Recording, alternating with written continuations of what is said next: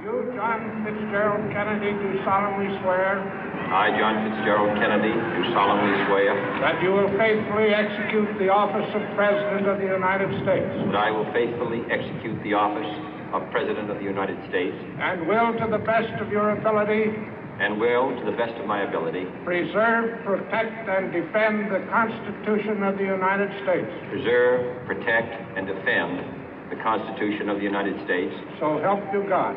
So help me God.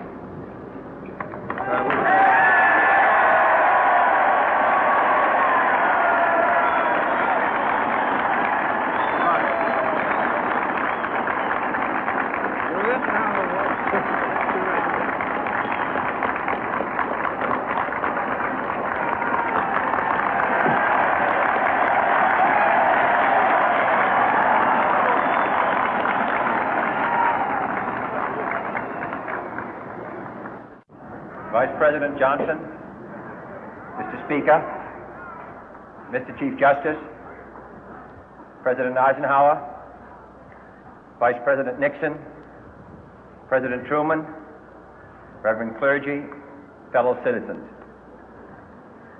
We observe today not a victory of party, but a celebration of freedom, symbolizing an end as well as a beginning, signifying renewal as well as change. For I have sworn before you and Almighty God the same solemn oath our forebears prescribed nearly a century and 3/4 ago. The world is very different now, for man holds in his mortal hands the power to abolish all forms of human poverty and all forms of human life. And yet the same revolutionary beliefs for which our forebears fought are still at issue around the globe. The belief that the rights of man come not from the generosity of the state, but from the hand of God. We dare not forget today that we are the heirs of that first revolution. Let the word go forth from this time and place to friend and foe alike that the torch has been passed to a new generation of Americans born in this century, tempered by war, disciplined by a hard and bitter peace, proud of our ancient heritage, and unwilling to witness or permit the slow undoing of those human rights to which this nation has always been committed and to which we are committed today at home and around the world.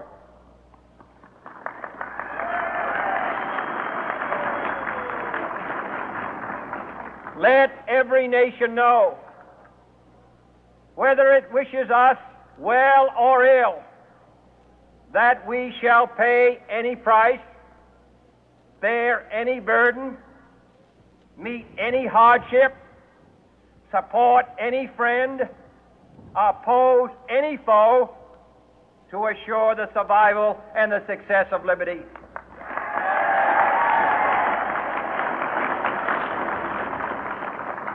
This much we pledge and more.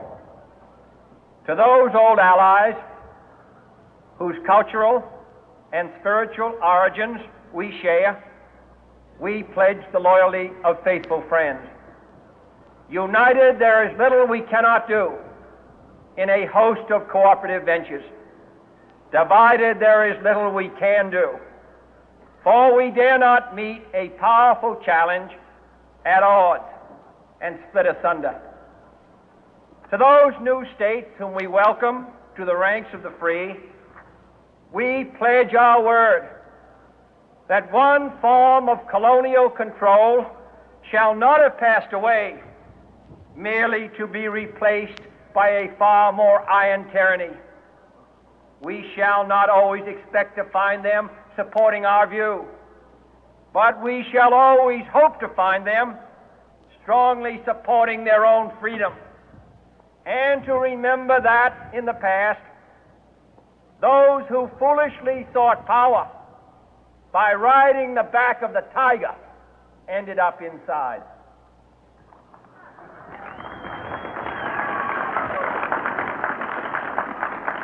To those people in the huts and villages of half the globe struggling to break the bonds of mass misery, we pledge our best efforts to help them help themselves for whatever period is required, not because the communists may be doing it, not because we seek their votes, but because it is right. If a free society cannot help the many who are poor, it cannot save the few who are rich.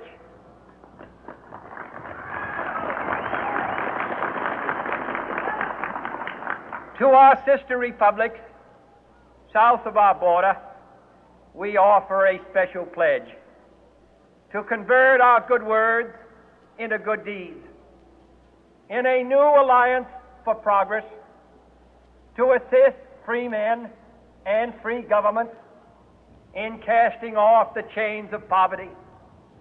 But this peaceful revolution of hope cannot become the prey of hostile powers. Let all our neighbors know that we shall join with them to oppose aggression or subversion anywhere in the Americas.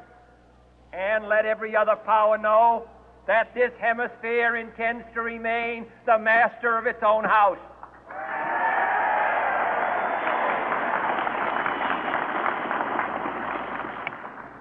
To that World Assembly of Sovereign States, the United Nations, our last best hope, in an age where the instruments of war have far outpaced the instruments of peace, we renew our pledge of support to prevent it from becoming merely a forum for invective, to strengthen its shield of the new and the weak, and to enlarge the area in which its writ may run.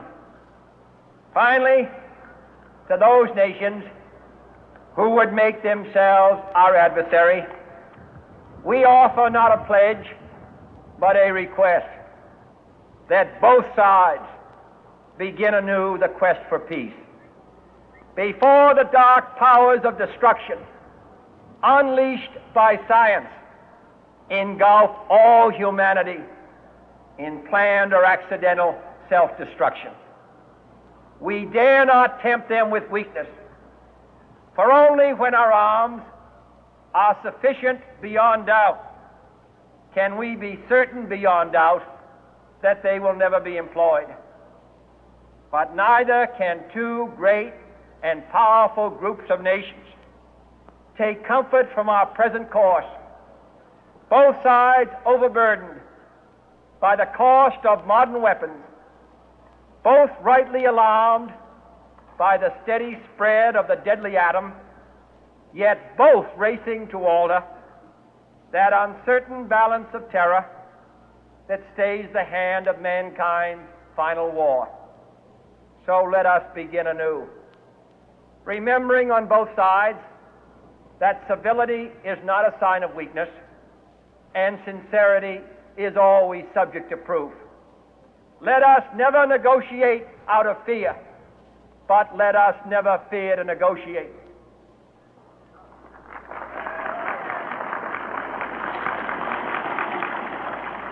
Let both sides explore what problems unite us, instead of belaboring those problems which divide us. Let both sides, for the first time, formulate serious and precise proposals for the inspection and control of arms, and bring the absolute power to destroy other nations under the absolute control of all nations.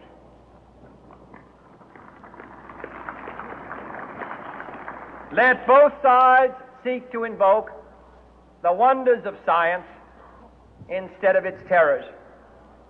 Together, let us explore the stars, conquer the deserts, eradicate disease, tap the ocean depth, and encourage the arts and commerce. Let both sides unite to heed